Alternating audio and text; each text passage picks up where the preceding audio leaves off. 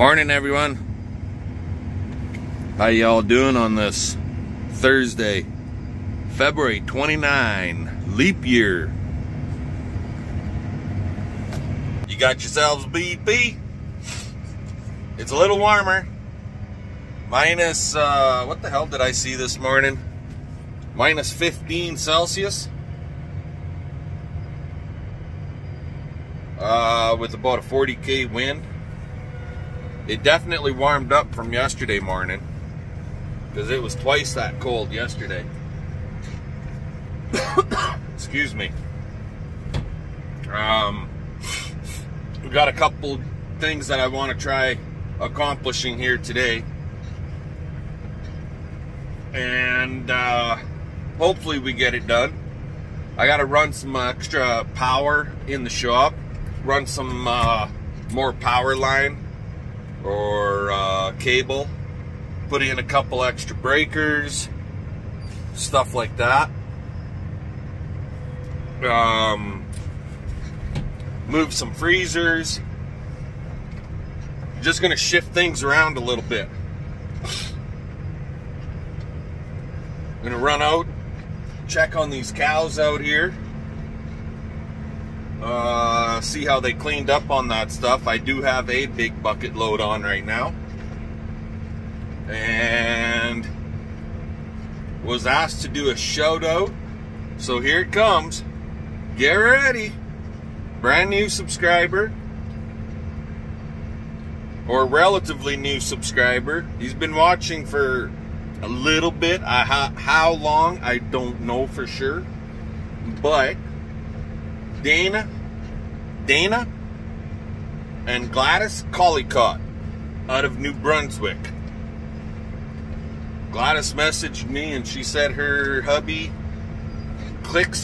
checks in with us, checks in with our videos every morning to see if I've got a new one out, and when I do, he sits there and has his morning coffee. I try to post the videos in the mornings, and apparently he just loves sitting there watching BCP Farm and Trekking. Thanks a lot, Dana and Gladys. Appreciate it. There's your shout out, all the way from New Brunswick, Canada. So, anywho, I am going to get on out here and look after these girls, and then we got to get over to Wood Country and pick up some 2x4s for installing a couple extra power plugs in the shop. So we'll catch you guys a little bit later when we're back home and getting to work in there. Talk to you then. Check this out, guys. Some dumbass decided to put his truck in the drink last night. And when I say truck, I'm talking 18-wheeler. Like, literally, like, that's a steep ditch right there. I know the area. And there's water in the bottom. Oh, New Way Trucking. New Way Trucking. No disrespect to the foreigners that drive trucks, but I think his towel was a little too tight this morning.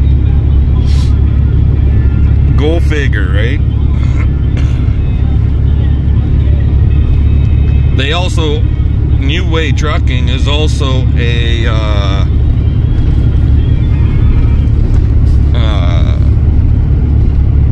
Class 1A instructor business too. How the hell does that work, right? Oh well, fun.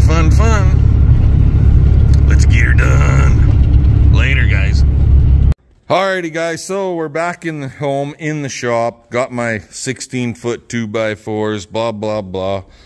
Some of you might be asking what's going on with the water tank. Well, there's the water tank, and that's where it's going to sit for a while. Well, I will move it out of the way, but we're waiting until we get our firebox. Nothing more is going to happen with this thing. Anyway, so what do we got going on in the shop? So I want to get a couple more spots where we could plug stuff in along this wall. So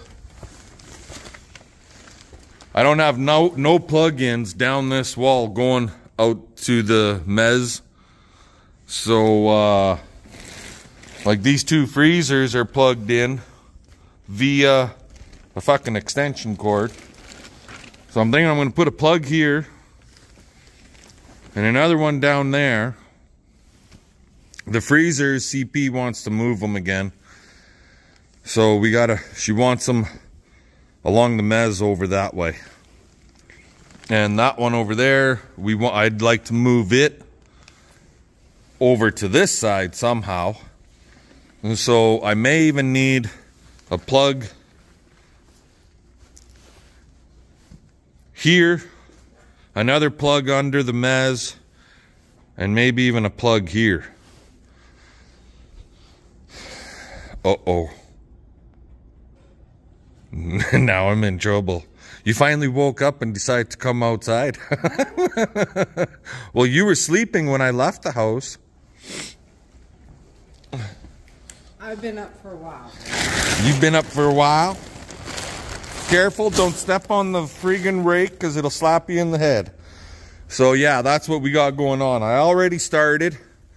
So I got 2 wires. This is going to be my conduit because this is going on the outside of the wall. I got 2 wires run into the panel box here already. And the one wire is a short wire so that I can hook it into the plug that's going to go here. Anyway, we got to run some 2x4s on the wall, so I'll bring you guys back later. Alrighty, guys. So, this plug-in and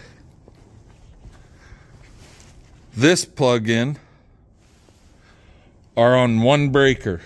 Now, why am I only doing 1 breaker for 2 plug-ins? Because theoretically, there's going to be 2 freezers plugged into that, excuse me, breaker. And you never know, I might have something else, like the drill press, plugged into this plug here. I also put it on a 20 amp breaker. This guy right here. Now, the other day, when I was using my plasma cutter, it is set up for a 110 unit, but it was a 20 amp breaker, and I swapped the 20 amp out because it was popping, and I put a 30 amp in for that. Now I got another plug right there, and another one up there. That plug is going to be set up theoretically for 2 freezers also, with potentially a light that plugs in up there, or God knows what else, right? So that is this wire, and will be this breaker, another 20 amp.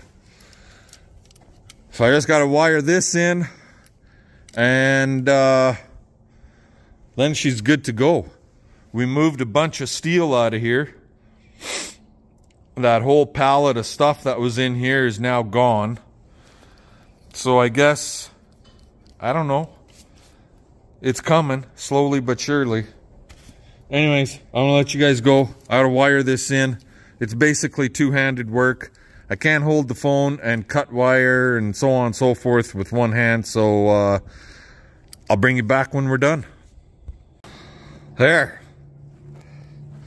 We got 2 freezers moved. That one we have to unload it yet and get it over here. Put some plywood or something on the floor and then set that on top of it. But at least these 2 freezers are not plugged into a friggin' extension cord like they were before. Yeah, look at this. So, our problem this time was not so much, it wasn't gas in the oil this time. This time, it's a goddamn condensation problem. Because basically, we love using this machine for feeding grain to the heifers.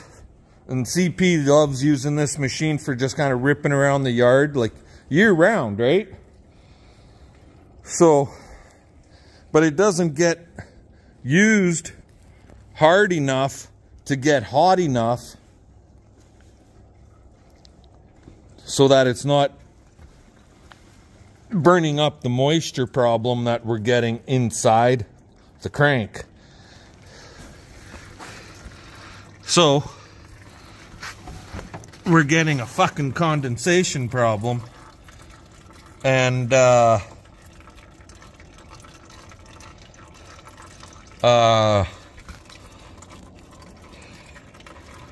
giving us grief now.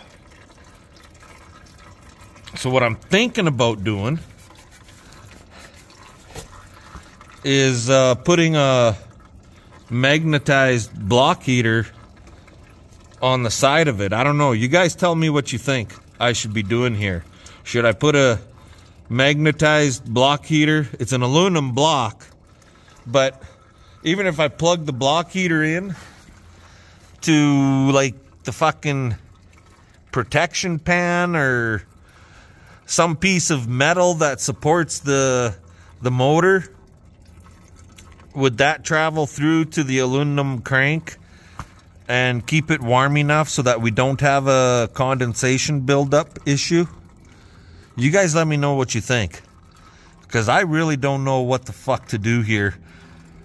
One guy, he's told me, well, it's an easy fix. Put it in a heated garage. I don't got a heated garage. And I'm going to be honest with you guys, I'm not building a heated garage just to put this little bastard in because it's giving me grief. I ain't doing it. Not happening.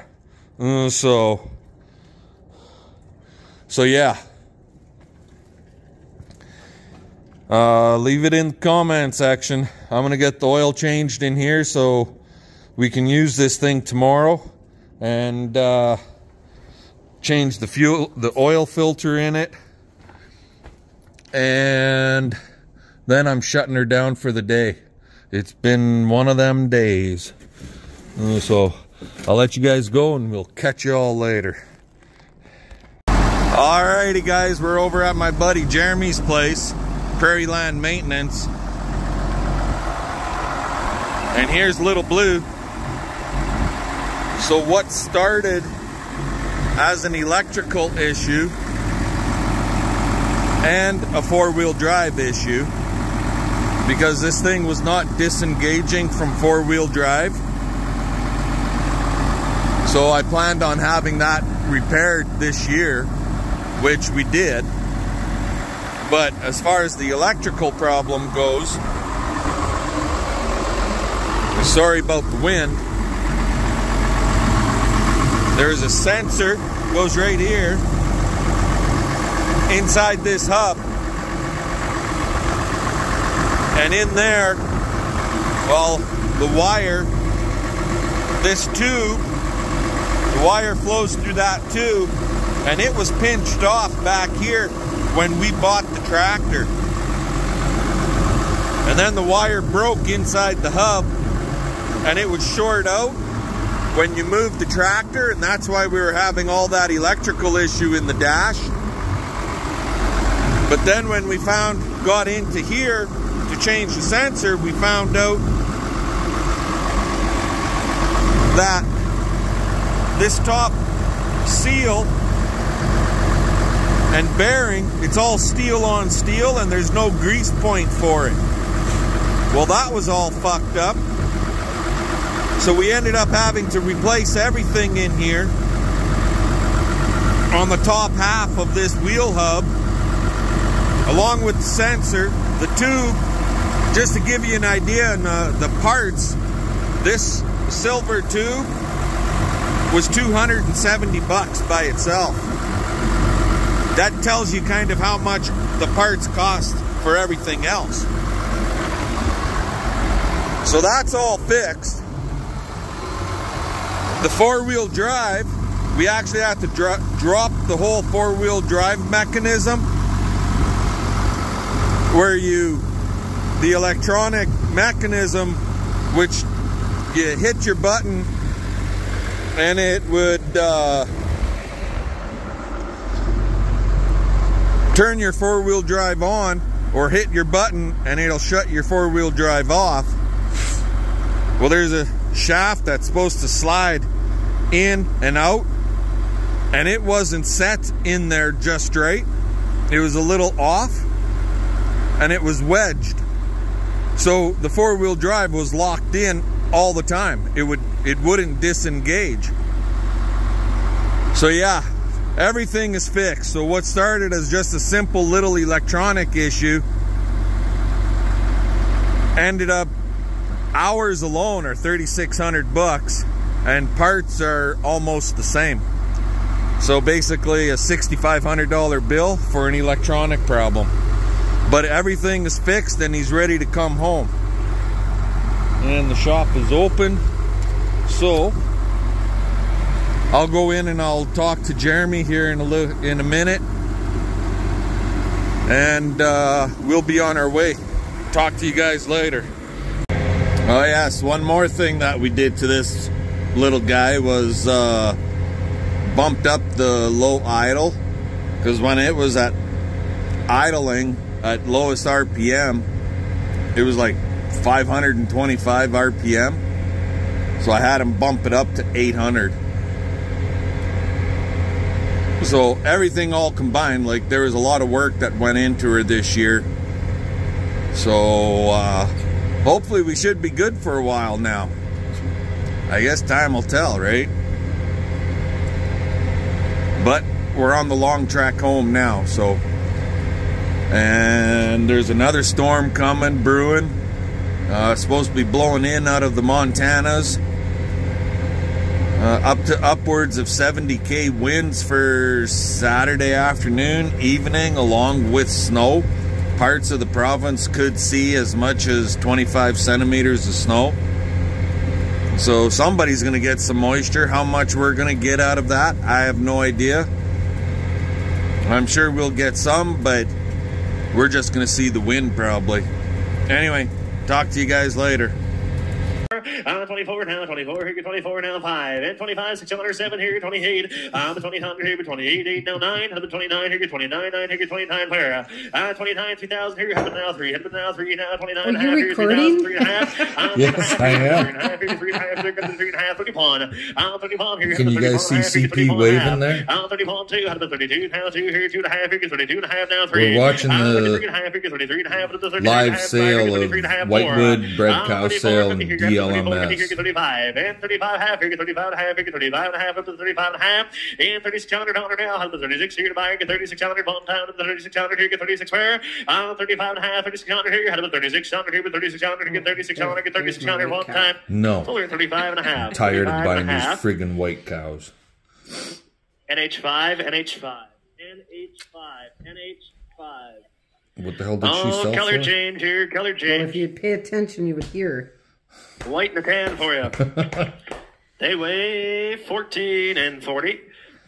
14 and 40, and they don't look very old. Hard here, come on them. 25 and 2500 here, had of 25. Here, 25 to buy, here, 25 and 2500 here, had of 25. Here, 25, 25, 6 on them. In 2607, had of 27. Here, 27, 27, 27 to buy them. In 27 on them, here, had of 27. Here, 27, where 27 with 26 and a half. So. In 26 and 50 here, had of 26 and 50 here, 26 and 50 here, 26 and 50. In 26 and 50 here, had of 26 and 50 here, 26 and 50 one time. In 2650 all, had of 26 and 50 here, 26 and 57 now. In 2700 here, had it now 7 here, 27, 7 here, 27, 7 here, 2700 all. In 2700 here, 27, 7 here, 27, 7 here, 2700 one time, 27 and 100. Solar 26 and 50. Justin Bryant 26 and 50. That'll We've be seen cows 9, sell 10. for as high as 39. 39, but I had a baby on it. But that was Double a L very on her. fresh. The calf on the Double side, L on and her. the calf was She's wet. young, she's little smaller heifer. That was a silver heifer. She will be late. On average, all of the black cows that we've seen go through, and reds, most of the reds earlier in the sale were running for 3,000 to 3,350. This is towards the end of the sale, so they're slackening off, the stragglers, so to speak. Anyway, guys, I know I got more than enough for you. Little Blue is home. We got our electrical plugs installed in the shop, so fun. Let's get her done. We'll catch y'all later.